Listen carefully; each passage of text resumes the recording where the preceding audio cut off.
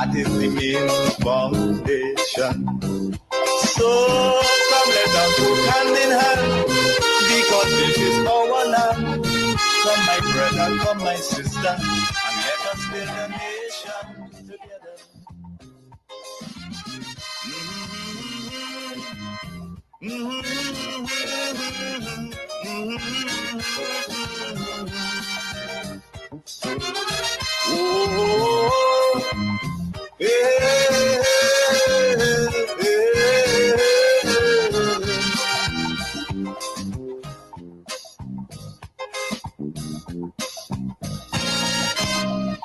So much of things that we need to see about. Surely I do have to spell them out. Cause you know as well as I do the only way. Working together as a country, working together as a people. And I'm talking about Grenada, Carriacou, and PT Martinique teaming up, uniting for one cause, and that cause is building Grenada, Carriacou, and PT Martinique better than before. We want to transform this place. We want to improve this place, and we can do it. We have done it in the past. We can put aside our differences and focus on building Grenada, Carriacou, and PT Martinique. We are not naive to believe that there would be people who are going to come and just build, and everybody going to just team up and work together and build this place. We are not naive to think that. There will be people who are going to come on the project site just to slow it down, just to disrupt the flow, just to cause the project not to be completed. There are people like that. They may have their hidden agendas. So we are cognizant of that fact. But still, in the broader context of things, we can unite. We can come together and we can build this place. We can transform this place. I want to welcome you to the Dynamic Hour. Again, another opportunity that you and I have to converse, to talk about quite a number of things. I want to say that we are back on both frequencies, but with the old equipment, right? The old equipment that we were able to put together and pull together to be back on air. So the new equipment, because remember, equipment could be singular and plural, right? Singular and plural. So again, just saying it's important to understand here that the new equipment we ordered for Carriacou and for Grenada, the two locations, that will be installed in soon time. It will be here sometime this week or early next week. And once it gets here, we will do what we must do. But in the meanwhile, we are putting what must be put in place to make sure that when it arrives, we can install smoothly. So again, just saying that we are back on the two frequencies, 101.3 FM and 106.3 FM. But it's not the new equipment yet. And you will feel the difference. You will know once that time comes around. I want to encourage those who are viewing me on Facebook and YouTube to please share the live. Sharing is caring. All you need to do is share the live. So your friends, your colleagues, they would get a chance to view, to be a part of the conversation. So please share the live. We have a lot to discuss this morning. So I want you to go ahead and share the live, Facebook and also YouTube. So again, let me repeat, we are on the both frequencies, 101.3 FM and 106.3 FM. So in Carriacou, it is 101.3 FM. In Grenada, it is 106.3 FM. We are back up and running, but with, equipment that we were able to pull together and organize. It is not really, the real stuff, the real deal. Remember, we were able to raise some funds and we ordered new equipment for Carriacou and for Grande Tang. So that is soon to come. You will feel the difference. You would see the difference. You'll be able to get us nearly everywhere in Grenada at high quality. Let me get into the substance for this morning. I want to, this morning, show you how disingenuous, how dishonest in terms of information dissemination the opposition forces are. They know what they're saying is not correct regarding the insurance coverage for Grenada that we were able to get some compensation for, right? We had a number of policies as a country, and we were able to get a compensation after the passage of Hurricane Beryl. But I always like to bring the facts to the table because the opposition, they have a number of talk show programs out there. I mean, they are pushing the button because they want to discredit the government. They want to spread their misinformation. They want to spread their lies. And they're accustomed to that. But I have also been monitoring the numbers in terms of the viewership for all those programs online. At least you have real data that you can look at online. They're not making any headways. They're not increasing in viewership. So while they have a lot of programs, it is pretty much the same pool of people listening to them. They are not building, they are not expanding. So I've been following that keenly. And that is what I do. I love numbers. I love to crunch the numbers. So I want to play for you what the CEO of CRIF had to say. The individual, responsible for this whole insurance. I think they call it insurance. Is it mechanism insurance matrix? Right? Yes, matrix. So it's an insurance policy really. So let me play for you firstly what he had to say. Well, should I play him first or play what Carl Caton and Dev? Grateful to the NNP for being so faithful and be a forward-thinking government. Now NNP, NDC reaping the benefits. So what NNP did was not in vain. So NNP put things in place to ease up the strain for all Grenadians in terms of the insurance. So they say NNP did nothing. But not only the mere fact of the insurance, Devon, the type of insurance. Because St. Vincent was insured too. Yeah. But they only get 1 point something million because of the coverage.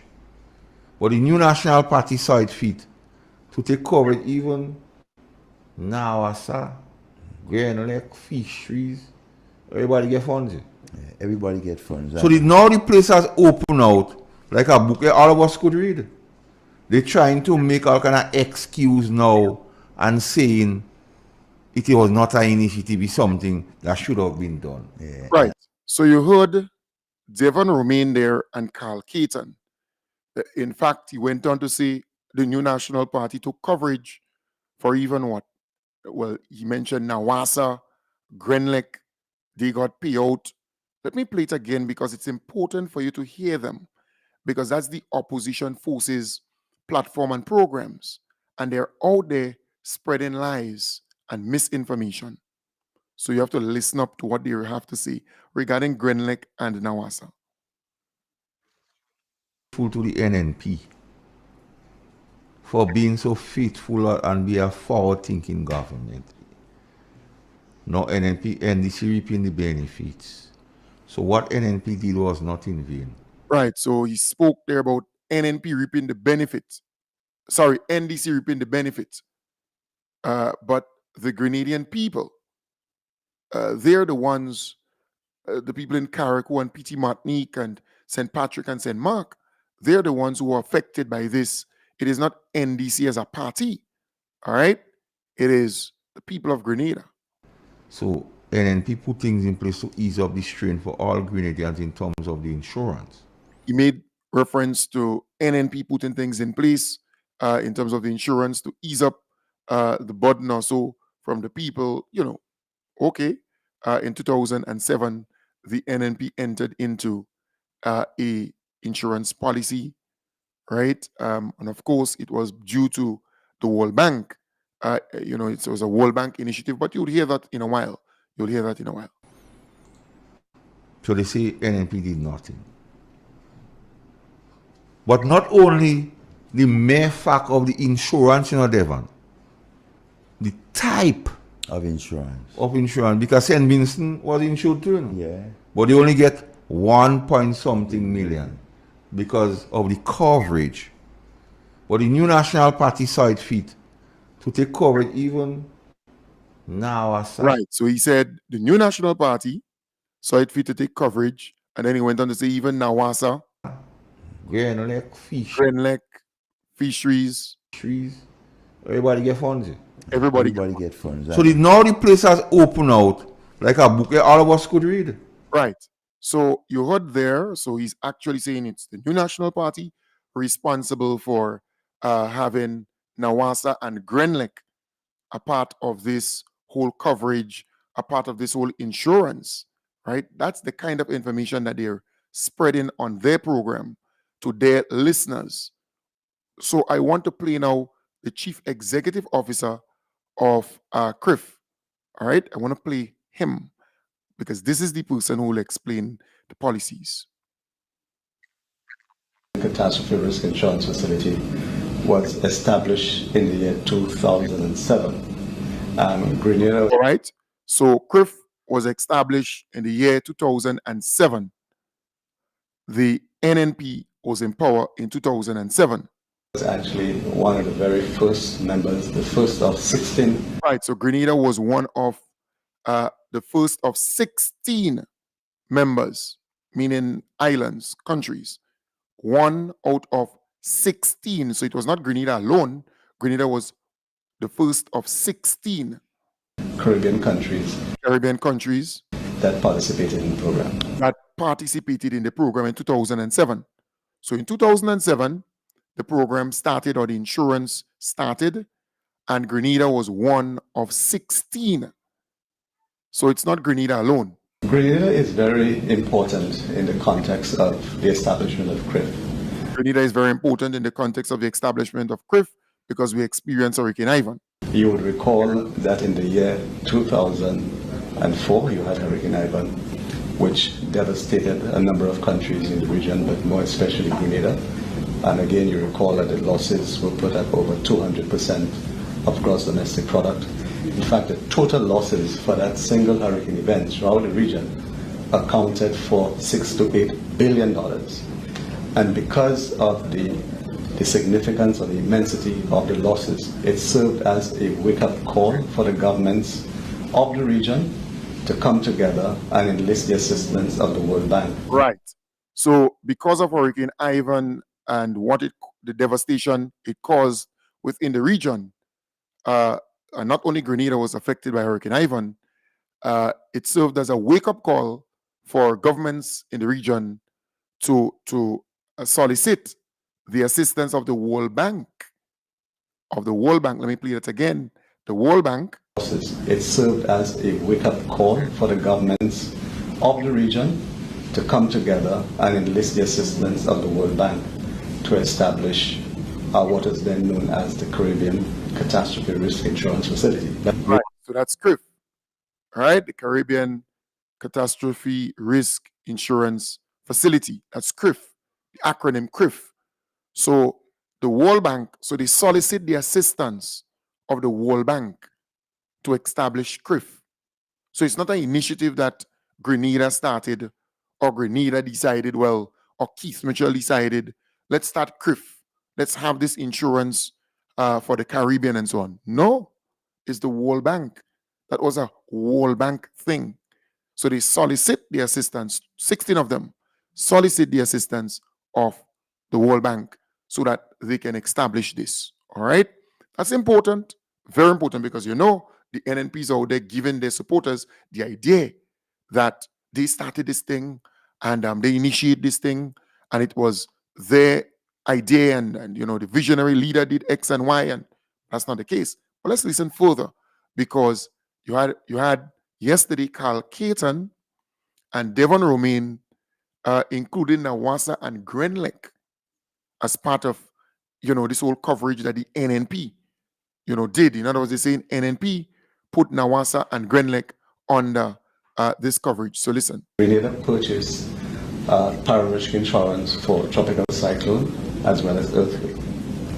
We introduced in 2014 a product for excess rainfall. Again, the government of Grenada purchased this.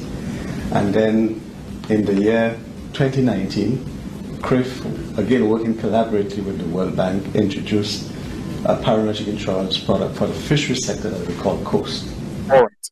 So in 2014, so you hear breaking it down. 2014, 2019, you had COAST. All right. So COAST for the fisher folks and so on, that was included, introduced. And then you hear him speak about the other insurance. But he will speak later about Grenlec and Nawasa.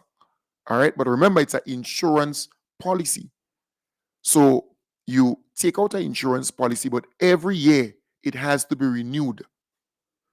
But remember, the NNP lost the election in 2008. The NDC came into power in 2008 to 2013. So they had to renew that same insurance policy. They had to continue paying that same insurance policy. Very important. Very important. All right. So you have to understand. So let me continue. This. The government did purchase this. And subsequently, we introduced a product for transmission and distribution. So while, of course, that was not government, we were able to sell that parametric insurance product for the electric utility, which is Grenlec. Right. So while it was non-governmental, because the NNP is making the claim, the reason why Grenlec was covered or introduced to CRIF, put under CRIF as a policy, was because Grenlec became government.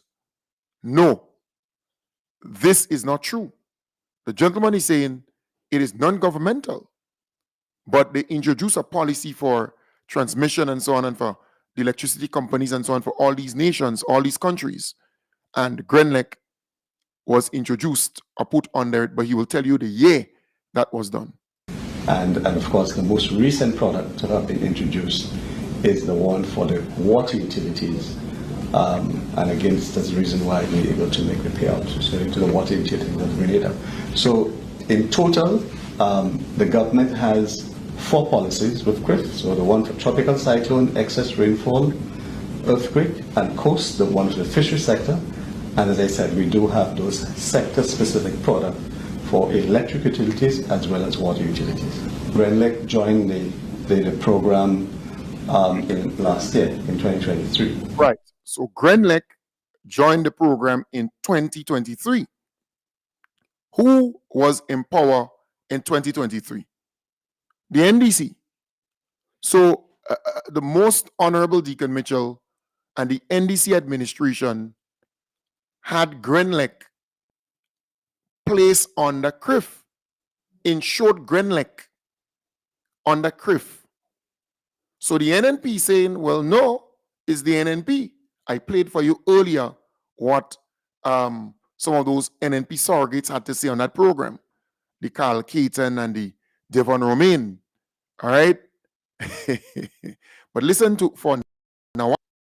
And because of their participation and certainly the impact of Tropical Cyclone Beryl on Grenlec, particularly the transmission and distribution, Grenlec was able to benefit from a payout of $9.3 million US, and I should say that this is actually the very first a payout to any electric utilities in the region.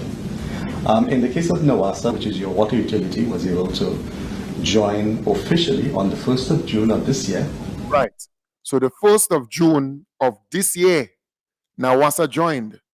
The 1st of June this year.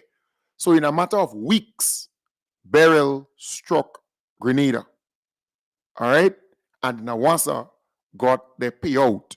So it's not how long you've been in the insurance or covered by the insurance. Once you're paying and you're covered, if you're affected by a peril or by some disaster or so, you have to be paid or compensated. All right? It's an insurance. So some people would be in it for a long, long time. Some countries would be in a long, long time in it and they would not be affected at all. No hurricane would affect them or no natural disaster also would affect them. But there are those islands, it will affect every year. It will affect them, you see? So you heard there from the goodly gentleman, that's the CEO himself. I didn't make this thing up. No, in fact, I saw this audio on Jenny Simon's program. Simon says she played that. And I was able to listen to it attentively and gather from this gentleman who's in charge of CRIF, the real facts. Because she was highlighting this thing to prove a point. And then it's working against them now. Because here you have the facts before you. Because I played for you earlier what the NNP surrogates are actually saying out there. I played for you that piece, this piece here. To the NNP. Right? And not the front. For being so faithful and be. Right. But the New National Party saw it fit to take coverage even Nawasa. All right. You heard Carl Keaton there. Even Nawasa. So the New National Party saw it fit to take coverage. Even Nawasa. Grenlec Fish. Grenlec Fisheries. But you see, Fisheries was under the NNP course. Right? And for the rainfall, that was under the NNP. Nothing wrong with that. They took that coverage.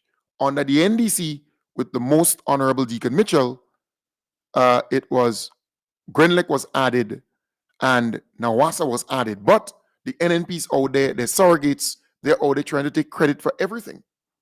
But here it is. It is an insurance policy. It must be renewed. So all the governments could take credit for this insurance policy because it was signed up to in 2007. NNP lost the election in 2008. NDC came in, and for 5 years, they renewed the policy, paying.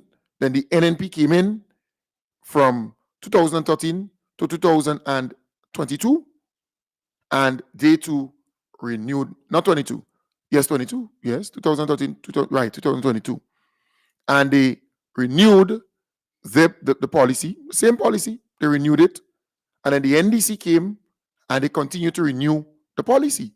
It's what it is, right? You have to renew the policy to keep it going. In fact, I played a piece regarding the renewal of this policy, because these people believe that they can go on their program and just lie and lie and lie because the people who listen to their program, they don't really care about facts. They grab up what these people say. The good thing about it is that these programs are not widely listened to. They don't have a lot of people listening to them.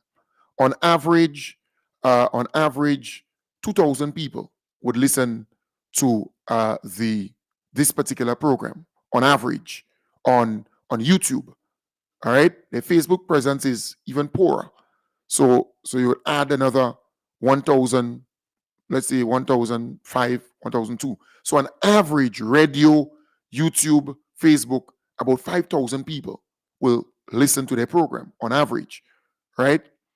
Then the Sheldon Scott program, on average, on YouTube, on average, about 3,000 to 4,000 people will listen to him on YouTube.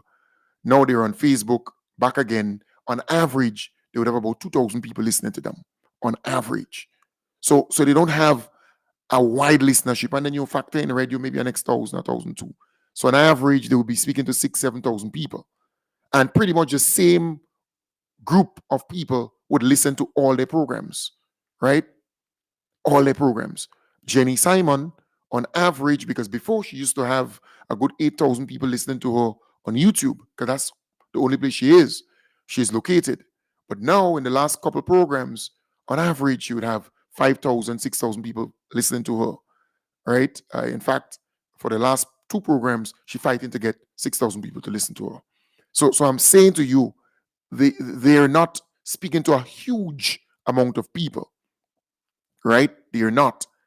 What is good about the program that I do? I speak on average to about 8, 9, 10,000 people, YouTube and Facebook put together on a daily basis, right?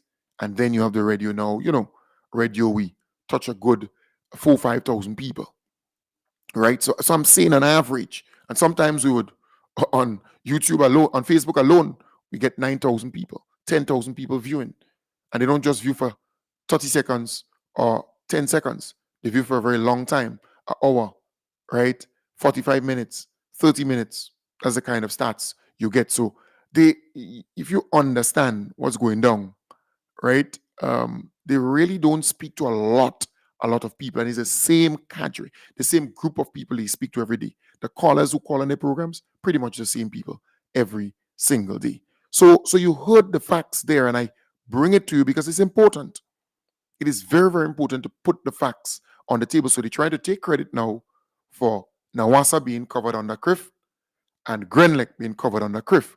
But they know fully well that Nawasa and Grenlec, it's the most Honorable Deacon Mitchell and the NDC administration who actually added these 2 companies on the CRIF to be covered. And I am happy that the CEO actually made that clear, the dates. So he said when they were covered, which is very, very important, because a lot of people believe, well, the NNP put Grenada under this insurance policy and so on. And Grenlec got the payout, Nawasa got the payout, and the country got the payout. And it's all NNP. No, that's not so. And it's not NNP that initiate this thing. It's the World Bank. And the CEO explained that 16 Caribbean countries are part of this, right? 16. So it's so important that you understand the facts. But remember, it's an insurance policy. It has to be renewed. And I will play a piece here because I think it's important to let you know it's an insurance policy. And once it's an insurance policy, it has to be renewed. So it's not that, NNP was paying this thing as a one-off. No, it's not a one-off. It's not a one-off. So the renewal, let me get it here. CRIF renewal. I had it somewhere around here, because it's important. Let me get it, CRIF. Right. Let me get it. It is important for me to play it for you. All right. Because I know it's a renewal. Let me get it. CRIF offers insurance coverage for. All right. Looking here. Grenada. Right. Nice. So let me play that for you so you're going to hear it's a renewal. It has renewed its insurance policies with the Caribbean Catastrophic Risk Insurance Facility Segregated Portfolio Company CCRIF SPC ahead of the 2023 hurricane season. Right. So the government has renewed its portfolio, its insurance policies ahead of the 2023 hurricane season. So NDC is in power. NDC came into power since 2022.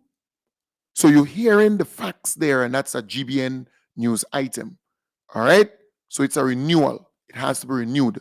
So the NNP administration signed on to this in 2007. Right? And, because of the World Bank, the 16 Caribbean countries or nations, they signed on to it. The World Bank, they solicit the World Bank support and so on, and they were able to get this thing going because the World Bank designed the thing right and good. So in 2007, Grenada signed on to the policy to get coverage and so on. the coast, rainfall, and so on. Earthquake too. They signed on to about 4 policies. I think Grenada is covered by about 6 now. When I say Grenada, include Grand Lake and Nawassa. 6. So you heard it's a renewal. Let me play it again. Government has renewed its insurance policies with the Caribbean Catastrophic Risk Insurance Facility Segregated Portfolio Company CCRIF SPC ahead of the 2023 hurricane season. CCRIF SPC, which provides a parametric insurance coverage against natural hazards such as hurricanes and earthquakes, has been operating since 2007, with Grenada being a founding member. Grenada currently holds 4 policies: tropical cyclone, excess rainfall, earthquake, and Caribbean Ocean and Aquaculture Sustainability Facility. Right. So Grenada has 4 policies as a country. But remember, Nawassa is statutory, Grand Lake is statutory. So it's still Grenada. So Grand Lake and Nawassa being a part of it, being covered, it makes it 6. Or coast. The tropical cyclone, excess rainfall, and earthquake policies will ensure a financial payout to government to aid in the recovery process should Grenada experience an event severe enough to trigger the policy, according to CCRIF SPC's models. In the case of the coast policy, coverage is provided to fisherfolk against losses due to bad weather and direct damage to fishing vessels, equipment, and infrastructure caused by tropical cyclones, wind, and storm surge. The coast provides livelihoods protection, payments directly to fisherfolk if the policy is triggered. The policies expired on May 31st, and the government elected to renew coverage effective June 1st, 2023 for 1 year, with gross premiums amounting to US $1.5 million. Right. So the policy expired in May and the government renewed it. So as of June the 1st, they renewed all the policies. All right. So May the 31st, it expired. June the 1st, they renewed all the policies. And that's the start of the hurricane season. So again, NNP trying to take credit for CRIF paying out this amount of money to Grenada, to Grand Lake, to Nawassa. It's a big laugh. It's an insurance policy. So all the governments who came from 2007 to this point, they were responsible for renewing the policy and paying up. Hence the reason we were able to get the $118 million. Grand Lake was able to get the 9.3 million US. Nawassa was able to get the 2.2 million US. So these people believe, the NNP, their surrogates, their pundits, they believe that they could fool me and you. But the evidence is there. All you need to do is to go back and get the evidence. What they have been doing is cutting and pasting a little piece of what the Most Honorable Deacon Mitchell said, or what the Honorable Gloria Thomas said, or what the Honorable Andy said, or what the Honorable Tevin said. That's what they have been doing, because they're trying to paint them in a bad light. They want you to lose trust in them, faith in them. That is what but I am putting the facts on the table, giving you the facts, proving that those surrogates of the NNP and so on, they are just hell-bent on lying and deceiving the people with a whole pile of misinformation. So it's an insurance policy. It has to be paid. So here it is. If you have a vehicle and you insure your vehicle, if you bounce the first time, the insurance will cover you. When you fix your vehicle and you go on the road, let's say a month after, 2 months after, and you bounce again, the insurance has to cover you. Maybe your premium will go up, the amount you have to pay, but the insurance has to cover you. It's not a one-off, like one thing, and that's it. But here it is. Jenny Simon, another surrogate out there of the opposition forces, she's on our program saying certain things. And I had to laugh for a moment because I say, no, Jenny and understand what these people are saying, eh? She playing stupid. That is what came to mind. So I want to play for you what Jenny had to say. All right. She said, well, God forbid we get another, hurricane or whatever. We activate all our policies. What's that effect? Listen. Let us bear in mind and get down on our knees and pray. Because Beryl is the first that came.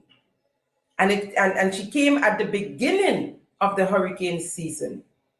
The government of Grenada has triggered all our policies except the one for earthquake. Right. All right. So you hear she's saying, well, we have triggered all our policies except the one for earthquake. But she doesn't understand that this thing is an insurance, right? So even if we are affected by another hurricane, CRIF have to come and assess and make payouts. It's a coverage. It's not a one-off. So listen. Our policies that happens during a hurricane was triggered, including, of course, the utilities. So we are literally maxed out. God help us for the remainder of the season, which is said to be a very active one. God help us. Right. So this woman is confused. This is an insurance policy. So what I did was do my investigation, and the CEO of CRIF explained this whole thing. As an insurance company, and based on the business plan that would have been approved by our regulator, we are able to offer insurance coverage of up to $150 million per country per peril. Right. That's important. So they're able to offer up to $150 million. You hear me? Per country, per peril. Per peril means peril, a disaster, some incident, something occurs, a peril. All right? Per peril. So if during this hurricane season we are affected by hurricane again, another name, another hurricane, it's a peril. It's kind of common sense. Per country, per peril. So you got 5 different perils during 1 year. This thing is so easy, so simple, because it's insurance. It's an insurance company providing coverage, right, for specific things. This thing is common sense. But these are the people who are on programs for the opposition forces, and they believe that they're bright, they believe that they're smart, they believe that they're speaking to a wide audience. And many of the people who listen to them, they go and listen to them for curiosity's sake. They want to hear what she has to say. They want to hear what they have to say. And then they realize they have no depth. They have no depth. Any little child could understand what, what the CEO was actually saying. They offer coverage. They could offer coverage up to 150 million per country, per peril. So it could be 10 different perils. That's the coverage. They offer the coverage. And it's insurance. If you have a vehicle, you insure your vehicle. Yes, you get your bonks the first time. You fix it. The insurance still have to cover you. You go 6 months after, you bonks again. They still have to cover you. It's not that you bonks the first time and then no insurance again. Everything is scrap. It's just amazing. But these are the people who are on programs, on radio, on YouTube, on Facebook, pushing the agenda of the opposition forces in the country. And they believe that they're smart. They believe that they're bright. Look, Jenny Simon, she is on program. Boy, she take up this housing thing, this Chinese housing thing in a big way. And the NNP too. Nearly all of them. Nearly, all the NNP programs and so on. Boy, they take up the Chinese houses in Carriacou because they want to make a big issue out of it. But do you know it's just 100 units and 90 units that were available for for people to buy. We can remember it's a part of the Chinese low-income houses and so on. So it's just about 90, and let's say 100. Let's say all the other 10 that they kept for special reasons, all 100. You have about 8,000 people in Carriacou who need either a roof or a complete house. All right? You talking, they want to make 90 to 100 apartments an issue. But here it is. We know why they want to make it an issue. I knew from day one why they wanted to make the thing an issue. So let me firstly play for you the Honorable Andy Williams. They visited the site, and this is what they had to say. People talking about that the building is ready for people to just come in and live. But when you come here and you see the damages done to the roof, the roof has other damage on it. You also have plumbing issues. Right? You have broken windows. No water. The place is just not livable. So, I came here for myself to see exactly what the situation is on the ground. And I was surprised because I thought everything was very good and ready to go. But when I came here myself, I see why no one can live here for now. Because putting someone to live here is putting someone to live here where to live. We have the roof is leaking, right? Windows broken. You have inside is flood. You have debris on the ground, right? And it's just not livable. The water situation, there's no water. There are pumps between the building. But there are tanks between the building, but the tanks can only service the ground floor. So now we have this generator here that is powering the pump, and it can power the pump so that it can send water up. So as we speak, we have guys working on these buildings now, trying to get them to a livable standard.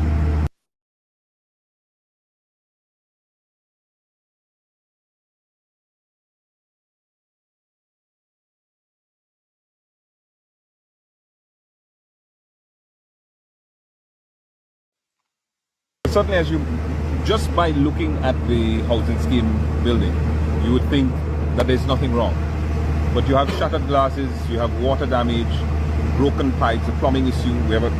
But we have a team of people that are now working on trying to solve most of these issues, and hopefully, in the not too distant future, we'll have the building up and going and livable. As it is now, the building is not livable. Right. So again, look, I couldn't increase the volume because that's what it is. It's not that they had a mic in front of them. All right? They didn't have a mic. So they were using a phone. Hence the reason, you get it that way. That is what they had. So I couldn't increase the volume. Sorry for that there. That is what it was. So they visited the site, checked the site out, and they realized, flooding, window damage, doors, the problem with the water and so on. So they have people working there as we speak. They have people who came to assist in renovation and repairs. So they would occupy the building and they would do the work there and in other areas. All right? Because they have to get the thing back up and running. So it's amazing. I am saying, no, my audio was okay.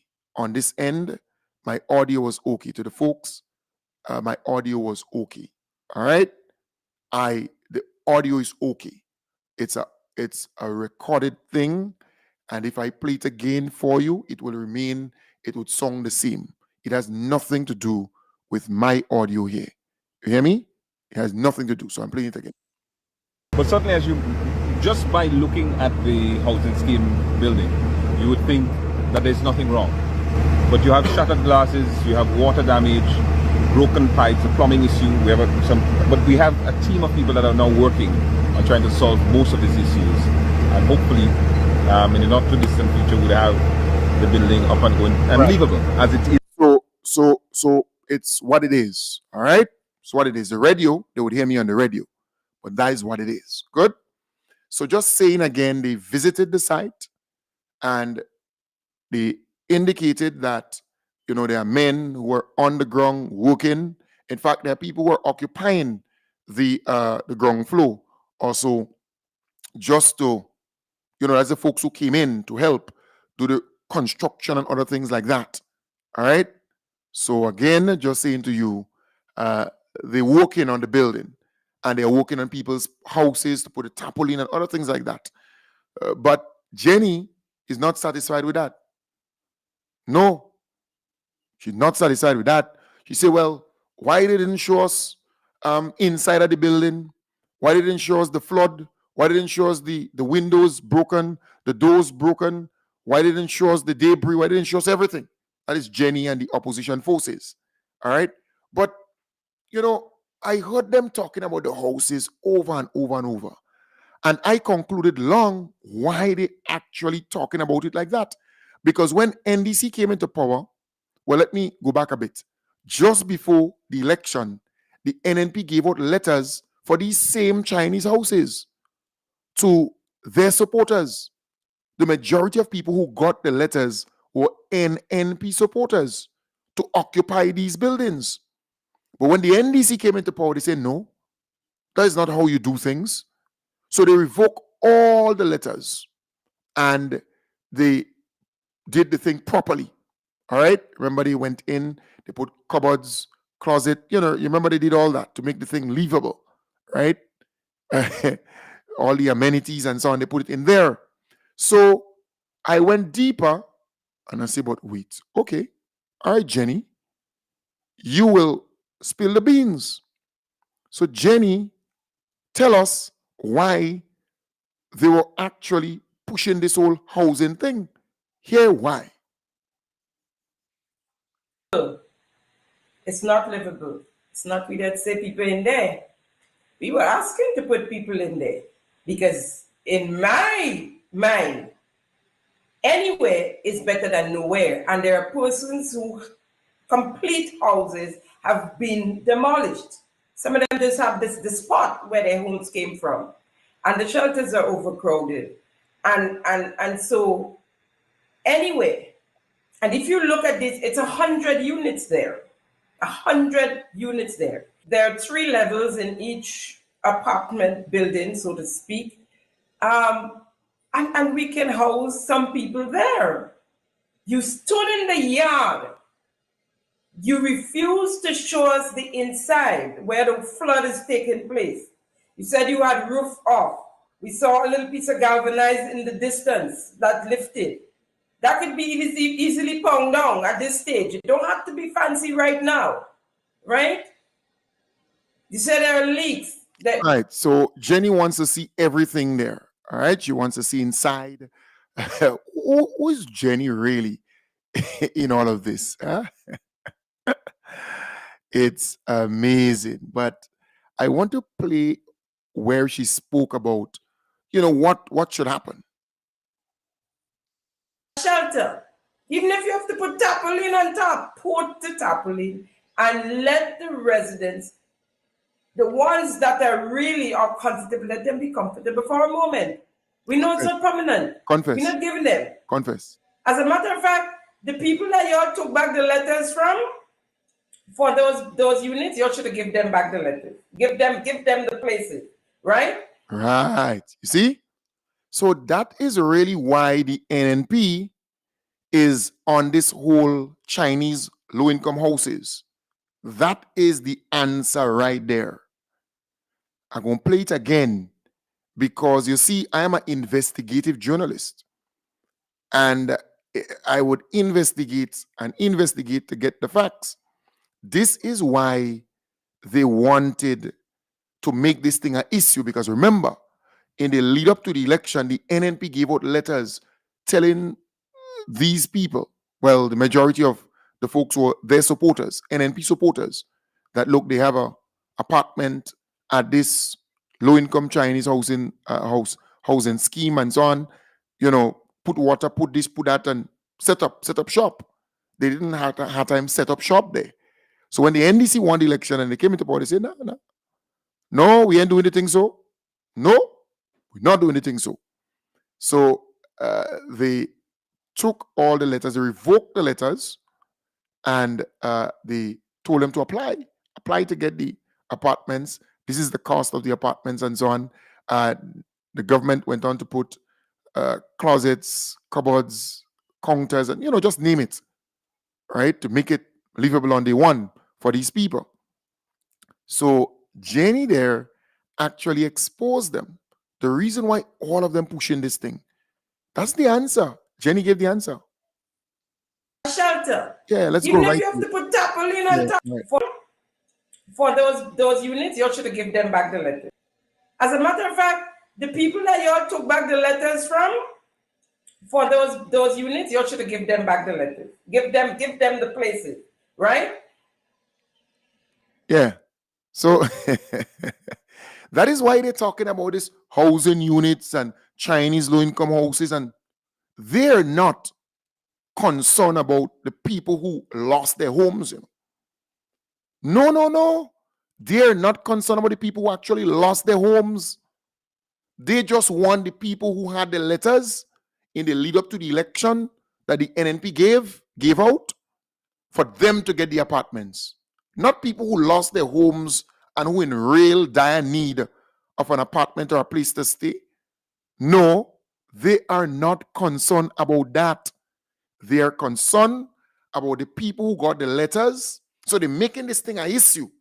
90 apartments or 100 apartments when you have 8,000 plus people who either lost their roof over their heads or who lost their complete home.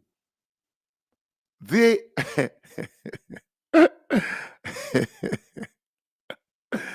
oh boy. It's amazing. I tell you, this is the reason why.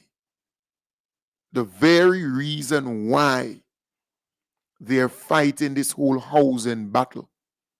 That's the reason why. Nothing more than that. You hear me? So we are getting the facts. The house and the Chinese low-income houses and, the Chinese, who's this Victor Batson? Who Kim is being challenged? Challenged about what? Batson, I think you're getting it wrong here. All right? I think you're getting it wrong here. Good, I'm not being challenged. I'm just putting the facts on the table, brother. All right? Just putting the facts on the table. Good. So again, saying it is clear, very clear, that the reason why they wanted this whole thing to be a conversation, because they want the apartments to go to those NNP supporters, because the majority of the people who got the letter just before the election, it was an election gimmick, just before the election, they were actually NNP supporters, and now we are seeing the NNP surrogates start to push that whole idea to give them these houses or apartments. They are not concerned about the people who are affected the most. They're not. So don't make them, when they talk about this house and the Chinese houses, and look at the amount of Chinese houses, and they're not giving the people, and you have 8,000 plus people. 8,000 plus people who either lost their roof or lost their home completely.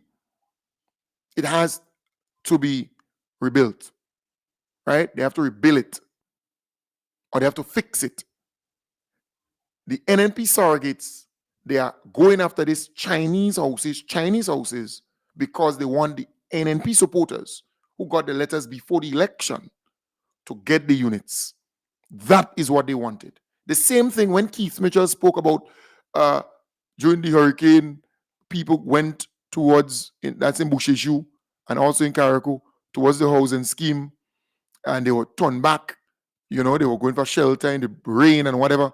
But there are shelters, the hurricane shelters. But that was the strategy from day one, to have these people go in there and then have them occupied, and then you can't get rid of them. They can't come out. You can't remove them. Even if you build back their home, they still will not get out. All right? But here it is. On the weekend, the Honorable Jonathan Lacrette, Minister for Youth and Sports and so on, he was able to put the facts out there. Because you had Jenny, you had Devon, you had Carl, I mean, nearly all the opposition forces programs. They were on it and they were spreading lies. So they would ask a question. They know what they're saying is a lie, but they would ask a question because they want to shield themselves from a lawsuit. Is it true? And is it true? And is it true? But they know what they're doing. They're spreading lies. They're putting in people's minds. They're confusing people and putting confusion in their minds. So they want to think all kind of things, right? Whether it's true, whether it's false, or whether that have merit and so on. But here it is. They said this. And approving loans, you and the cabinet ministers and everything, approving loans worth in the millions of dollars for your friends, right? And your cabinet colleagues and your board members. The person tell me also to ask the board members of the GDB, if at any time was an attempt made with a other financial institution to buy over the loans from two sitting cabinet ministers, and they ask if that is so, is there any truth to the one that received the lesser amount, 1 point something million, if another financial institution has bought over his loan from GDB? Because they know they go get catch. Yeah, man. But they say the one with the big loan, We had, other financial institution don't want to buy it. I don't know if it's true. and his reputation too. Yes, so they tell me to ask. They say the one with the small loan, the 1 point something million, they say, they tell me to ask if another So that is the level of misinformation that they share, that they disseminate out there on their program. And they know what they're doing, eh? So they're putting in people's mind all kind of confusion, all kind of misinformation they're putting out there. And they know what they're doing. They know that what they're saying is not true. So the Honorable Jonathan Lacrette put out a letter that he got from the Grenada Development Bank.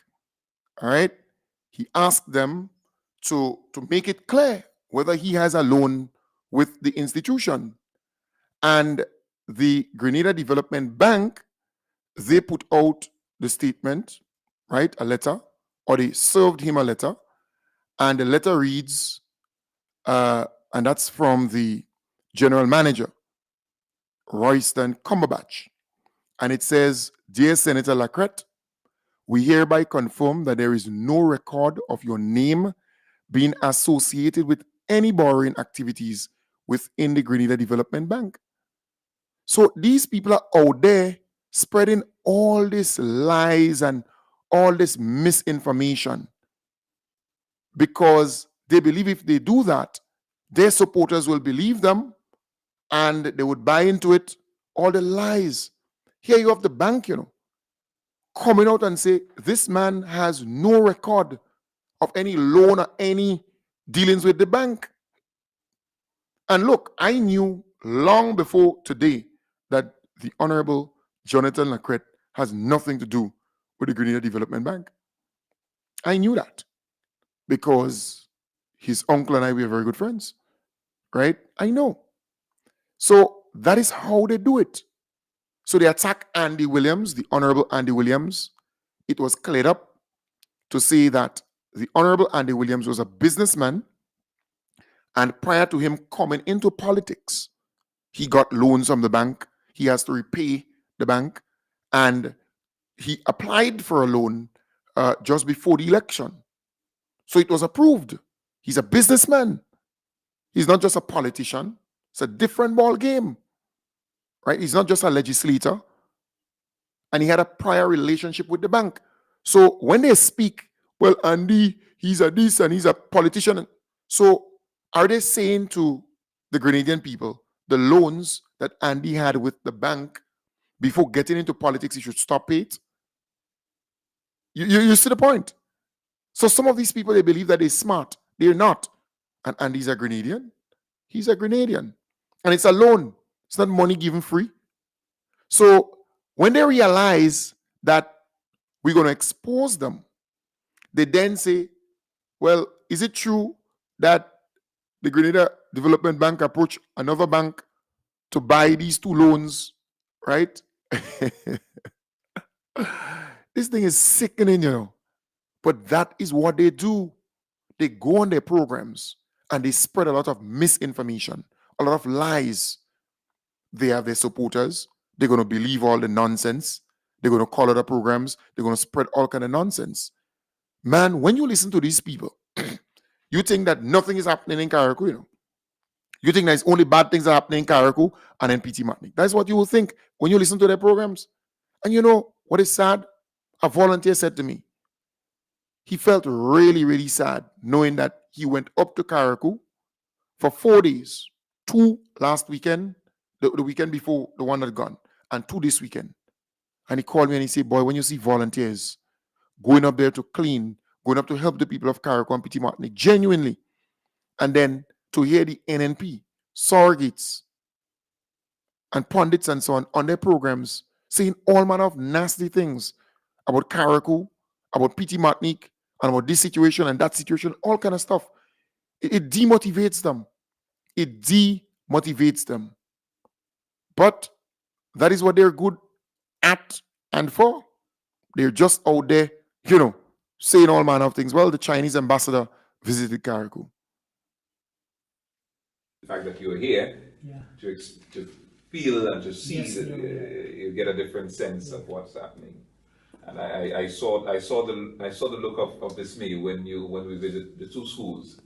You have now that you have a real sense of what is. I know that when we send you the report, you will be making a strong plea to your government to assist the people of Carriacou and PT Martinique. So I appreciate the visit.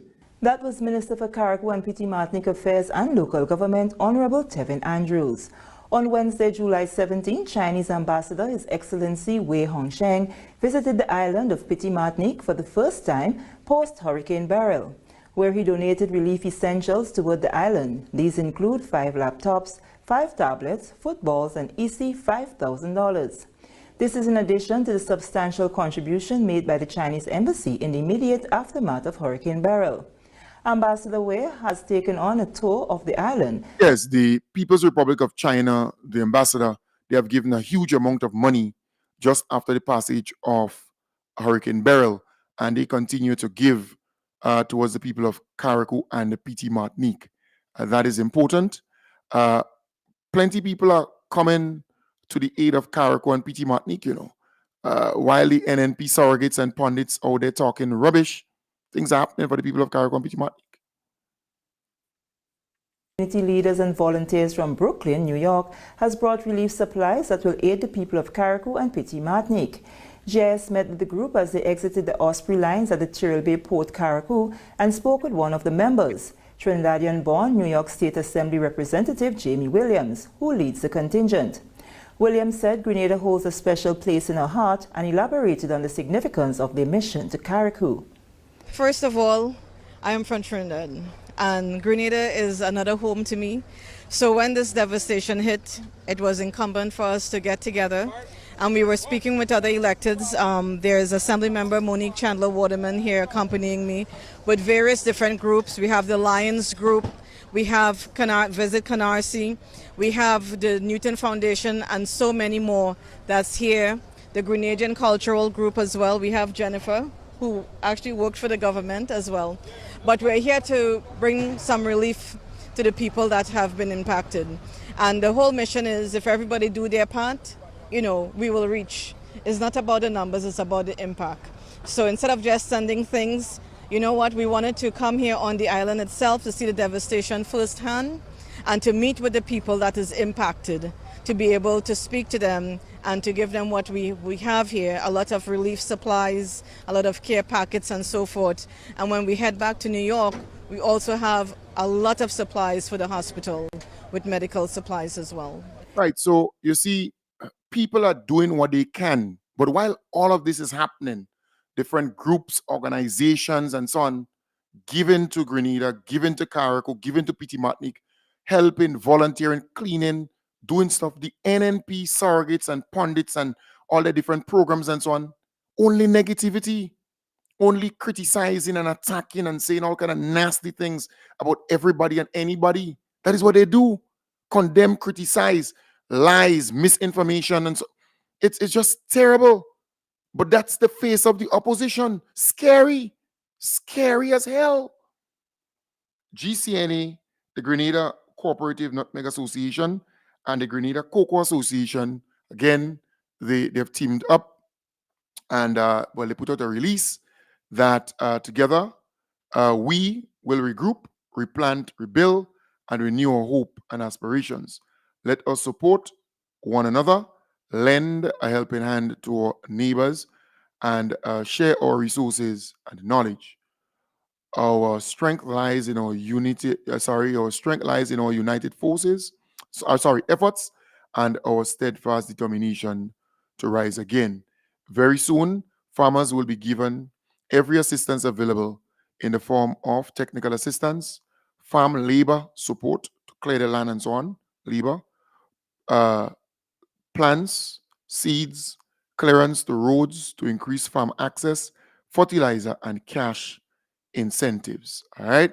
We wish to thank you, the farmers, for your resilience, your courage, and your commitment to our shared future. All right. So very soon that would happen for the cocoa and nutmeg farmers. All right. So there's a release out. There is a release out. All right. Good. Let me see. Good. Thank you there, Mrs. Gemma Bean Thomas. All right. So it's in fact 2 releases they have out. So they will be making payments to farmers and so on very shortly, very soon. Good. So positive things are happening. Volunteers went up to Carriacou again, Saturday and Sunday gone, to clean, to help the people of Carriacou and Petit Martinique. And you see, sometimes we have to show appreciation and love because these people, they are sacrificing their time and effort to go up there and help the people. Our beloved Prime Minister met with the business community and so on, and that is really good.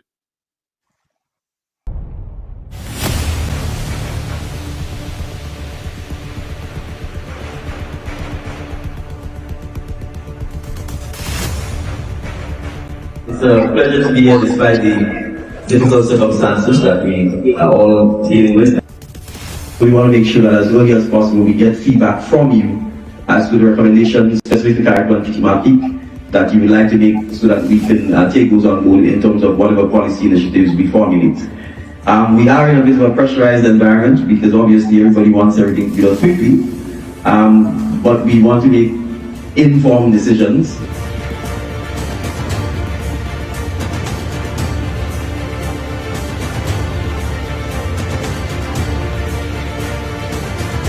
So thank you very much again for giving us the opportunity to engage with you.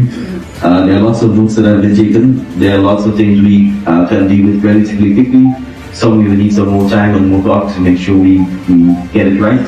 But I want to assure all of you who are here and those who are not yet that we are absolutely committed to supporting you, to working with you, holding your hands to make sure that we can get you where you stronger, where you better, where you can be a shining example of what true resilience means, not just to our regional neighbors, but to the international community as well. Yes, very good there. So you met with the business community of Petit Martinique and Carriacou. And mind you, on the NNP programs and podcasts and so on, they're saying, well, the Prime Minister didn't visit Petit Martinique, this year and that. Then they now arguing whether government is paying for the helicopter that is being used to tote things, to drop things off, the trip up and down, to do stuff for Carriacou, Petit Martinique, and Grenada. They're arguing about that now. They're talking about that. I mean, the opposition forces, they are despicable. They are a sad bunch of people. And if it was up to me, I would disband them. I would put structures in place to characterize this group as one that should not be functioning in the state of Grenada. I don't want to say that they are a terrorist organization because they are terrorizing the Grenadian people. I don't want to say that. But I'm saying that I would coin them as an illegal organization functioning here in the state of Grenada, and they would never be able to function if it's up to me and all those different radio programs and so on, where they're pushing all this negativity and all this lies and all this misinformation and so on. They would be history, in my view, because in a time of this, in a time of disaster, a time of crisis like this, we need unity, we need positivity, we need encouragement, we need people who can, really encourage the people to do more to help and to build and to transform. But folks, I want to wish you all the best. I will be back with you tonight in the hub, starting from 8 in the PM. We have to continue to talk about a number of things because it's not easy out there. I can tell you that. It is not easy out there. Trust me. It's tough. It is very, very tough when you have 9, 10 opposition programs where all they do is lies, all they do is misinform the population, all they do is to just be out there condemning, criticizing, crying down. They're not about building up. You ask them, what have they done for the people of Carriacou and PT Martinique? You just ask them. Take some time and ask them. All right? So folks, take good care.